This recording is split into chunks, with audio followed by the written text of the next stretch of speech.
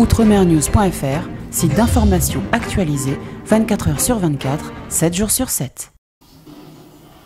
L'auteur qui a peuplé mes rêves de préavis, quand on a 17 ans et qu'on se sent immortel, on rêve d'aventure, on est Luc Jargal, Tarzan, Chaka Zulu, D'Artagnan, en tout cas, grand capitaine de la guerre. Auteur dramatique, romancier, journaliste, essayiste, homme politique exilé pendant 20 ans, Victor Hugo, bien sûr. Un soir, ma fille rentre à la maison et elle me dit « Dis donc, la maîtresse nous a remis les devoirs aujourd'hui. » Et elle a dit « Waterloo, les enfants, Waterloo, Waterloo, morne-plaie. » Alors, je lui ai raconté, comme je vais le faire maintenant, je lui ai raconté Waterloo. Waterloo, Waterloo, Waterloo.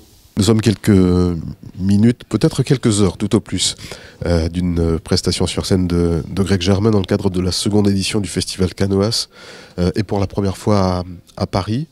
On est très étonné en fait, Greg, de te retrouver là comme ça dans l'enceinte de la Halle Pajol, avec ton scénario, quelques éléments de décor. Ça fait partie de la concentration du comédien, de l'acteur? En tout cas, ça fait partie de la préparation.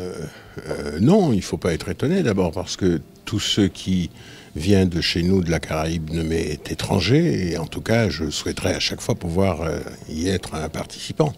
Quand Jean-Michel m'a fait vraiment l'honneur de me demander de participer pour clore le festival Canoas, j'ai dit d'emblée d'accord. Et je lui avais même proposé de jouer plusieurs fois s'il le souhaitait.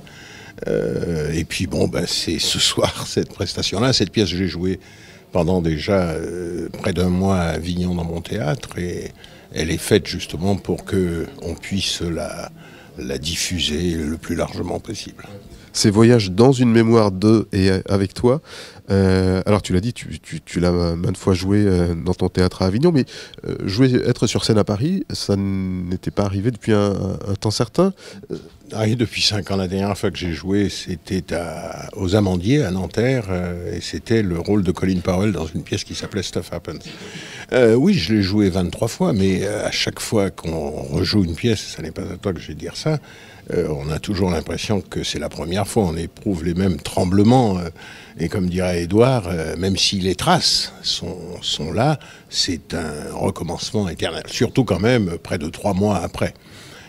Oui, tu as dit le voyage dans une mémoire, pas voyage dans ma mémoire, parce que les textes que je vais dire sont des textes que tout le monde connaît. En fait, je me suis servi de ce que m'avait dit un jour Édouard Glissant, que l'étendue du poème n'est pas infinie. On rencontre très vite des poèmes qu'on ne lira peut-être jamais, où on apprend à fréquenter ceux qu'on va lire plus tard.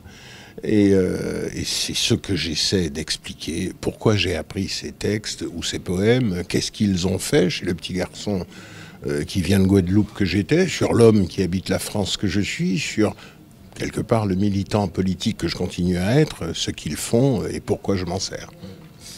Pour beaucoup de gens ici ce soir, c'est un bonheur que de te voir sur scène. Est-ce que c'est partagé pour toi, le comédien qui va être tout à l'heure Oui, parce que même après l'avoir joué 23 fois à Avignon, et je le déplore puisque ça fait près de 19 ans maintenant que j'ai un théâtre à Avignon, les Caribéens sont pas très nombreux, il faut bien le dire, plus nombreux que lorsque j'ai commencé à Avignon, enfin il y a 19 ans, mais il faudrait qu'ils soient plus nombreux. Les copains de Marseille, les compatriotes qui viennent de Marseille, de Lyon, ils viennent souvent, j'ai quelques fidèles qui viennent de Paris depuis 18 ans, hein, mais j'aurais souhaité évidemment que plus notre population, notre communauté, j'ose dire le mot, s'intéresse plus, mais enfin c'est tellement difficile, je ne peux pas leur jeter la pierre. Tu as été à l'origine d'ailleurs de nombreuses initiatives, je n'ai pas envie de dire de lutte et de combat, mais enfin c'est presque ça, quelquefois, quand on est à la 2e édition du Festival Canoas, c'est quoi, c'est encourageant, c'est... Ben oui, parce que le plus dur, c'est de durer. Et c'est ce que je disais à Jean-Michel. L'autre jour, il évoquait une parole que je lui avais dite quand il commençait, qu'il était venu me voir. Et je crois que je me souviens, c'était cette citation de René Char. impose ta chance, serre ton bonheur et va vers son risque. À te regarder, ils s'habitueront. Et il faut qu'ils s'habituent. Et donc, nous devons toujours aller vers notre risque, qui est, en ce qui me concerne, pour le métier d'acteur, un vrai bonheur. Nous sommes quelques minutes après la première prestation de la dernière journée de la seconde édition du Festival Canoas. Nous sommes à la Halle Pajol à Paris et en compagnie de Philippe Cantinol qui tout à l'heure disait quelques mots de la Caraïbe avec son spectacle mot pour lequel il était accompagné de Philippe Gouillet-Montout et de Gabriel Azero, ces talentueux musiciens. D'abord, comment ça va, Philippe? Comment on se sent après la prestation? Un petit peu vidé, mais heureux. Heureux et puis chanceux aussi. Bon petit public, une écoute assez extraordinaire. Et puis Philippe Gouillet-Montout, c'est quand même un musicien de très très bonne facture. Hein. Et puis Gabi aujourd'hui à la flûte, c'est quelqu'un qui compte aujourd'hui sur la place de Paris, Gabi Azero. Donc avoir ces connexions-là, voilà, on n'en peut être que très heureux. Faire partie d'un festival comme celui-ci, présenté comme celui de la rencontre des théâtres de la Caraïbe en général, ça t'inspire quoi, Philippe Cantinol? Quand on est invité dans un événement de ce niveau, on est d'abord honoré, et puis après on essaie d'être à la hauteur, voilà. Et non, mais il faut absolument les féliciter. Nous sommes reçus dans des lieux, il y a une qualité d'organisation, d'accueil, c'est professionnel.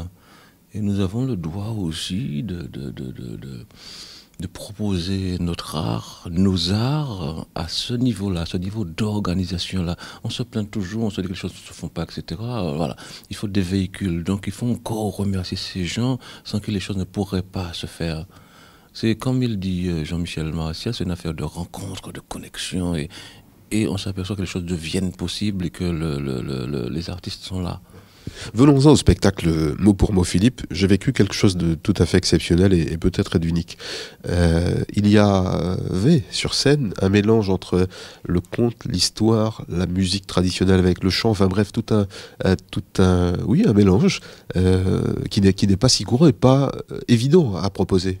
Absolument, mais c'est le fruit d'un travail de longue haleine quand même. Hein. Tu as remarqué que j'avais pas 20 ans. Hein. Je ne suis pas comme toi dans Gaznègre. À cette époque-là, je travaillais déjà. Alors, il faut remonter aux années 70. Et tu as entendu que je me suis permis, j'ai osé dire du Césaire encore. Mais Césaire, je le connais parce que j'ai joué dans Et les chiens se taisaient quand même à la fin des années 70, même si c'était un tout petit rôle. C'est pas ça qui est important. Ce qui est important, c'est que Césaire avait fait ériger des centres culturels dans les bidonvilles autour de Fort-de-France. Et alors, on lançait des cailloux sur ces centres culturels où on y entrait. Et j'ai eu la chance d'y entrer. Et j'ai baigné comme ça dans cette rivière rouge culturelle à cette époque-là, avec le Cermac. Donc, c'est ce qui explique probablement mon travail d'aujourd'hui. C'était une très belle surprise parce que généralement ou habituellement, on a plus l'habitude de te découvrir en musicien, joueur de cha-cha notamment, pas que, mais voilà, proposer ce type de spectacle beaucoup plus abouti, beaucoup plus complet avec des formes différentes d'art. Pourquoi on ne te voit pas plus souvent en fait dans ce cadre-là, tiens? Et oui, mais c'est peut-être un petit peu de ma faute. Mais on me voit, mais là c'était un petit peu en catimini, mais aujourd'hui les choses semblent me dépasser. Aujourd'hui, très, très honnêtement, je pense que je suis obligé de me structurer totalement et donner plein... En tout cas, cet univers artistique, théâtral, poétique ou de conte, aller au bout des choses, produire l'année prochaine, parce que toutes ces paroles que tu as entendues ne sont pas fixées encore sur un recueil. Je le dis, mais là, il faut que je le fasse, quoi, puisque ça va faire des frustrés. Ouais. Merci en tout cas pour ces mots pour mots, en espérant que très rapidement, Philippe Cantinol, il y en ait d'autres. Alors, la prochaine date, c'est au Babylone le 10 décembre, j'ai peur de le dire. Voilà. Avec, j'ai encore beaucoup de chance, là. Donc aujourd'hui, c'était Philo, Montout et Gabi Azero, mais au Babylone le 10 décembre, c'est quand même Monsieur Alain Jean-Marie. Monsieur Jean-Claude Montredon, Monsieur Charles-Ahmed Barry. Et ça s'appelle Parole en jazz. Nous voici donc à l'heure du bilan en fait, de cette deuxième édition du festival Canoas. Et pour la première fois à Paris, on est dans la Halle Pajol, dans cette salle qui a vu tous les spectacles qui étaient programmés aujourd'hui, de la danse, du conte, du théâtre. En fait, on a relié un peu les Caraïbes. C'était ça l'objectif, Jean-Michel Mercier. On a relié les arts vivants de la Caraïbe. Oui, c'était ça l'objectif. Ouais. Quand on fait un peu le bilan de ces 3 soirées autour des arts de la Caraïbe, qu'est-ce que dit le président en fait? Est-ce que d'abord il est satisfait? Oui, je suis très enthousiaste. D'abord, je suis soulagé parce qu'on ne sait jamais comment le public va recevoir les spectacles. On ne sait jamais si on s'est trompé, si les agencements correspondent.